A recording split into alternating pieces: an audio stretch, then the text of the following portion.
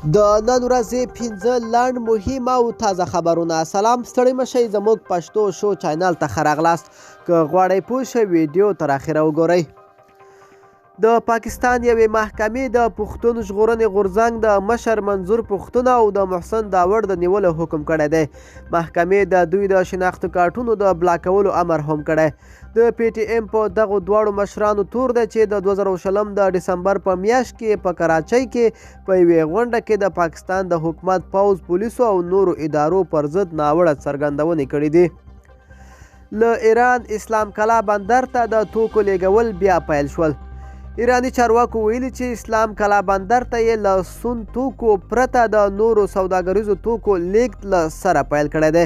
د اسلام کلا بندر له لارې افغانستان ته د سوداګریزو توکو لیږد وروسته له هغې وځنډېد چې د دغه بندر په ګمرک کې سلګونه موټر وسوځېدل او لسګونه میلیونه ډالر زیان یې واړاوه.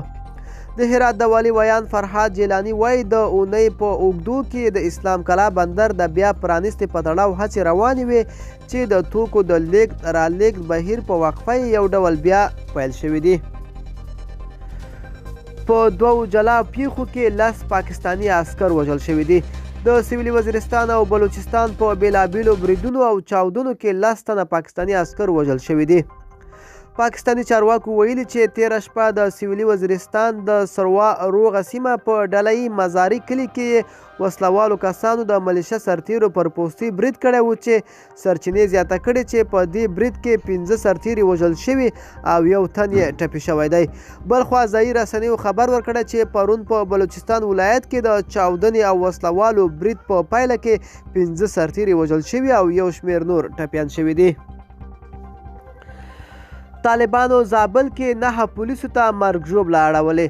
طالبان وایي چې نن سهار 5 بجې د مرکز کلات اړوند بارکزو امنیتي پوستۍ باندې برید کړی چې تر لنډې جګړې وروسته یې پوسته سقوط کړې. 15 پولیس یې وژل شوي او 3 نور ټپیان دي. خو یو بله سرچینه بیا وایي چې جګړه کې یوازې 2 پولیس وژل شوي او 2 نور ټپیان دي. د زابل ولایت امنیه قماندان حکمت الله کوچی د طالبانو دغه ادعا ردوي. کابل ښار کې 2 ماین چاودنو 4 کسانو ته مرګ ژوبله واړوله. د کابل پولیس وایي چې د 4مې ناحیې اړوند سیمه کې پر یو کرولا موټر نښلېدونکی ماین چاودنه کړې چې پایله کې 2 کسانو ژوند بایللی.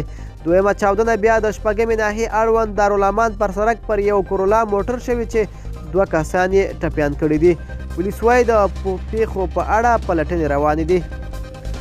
ملګرو، دا وه زموږ خبري ټولګه. د لا ښکلو ویډیوګانو لپاره زموږ پښتو شو چینل در سره سبسکرایب کړئ او تر بلې ویډیو ښې چارې.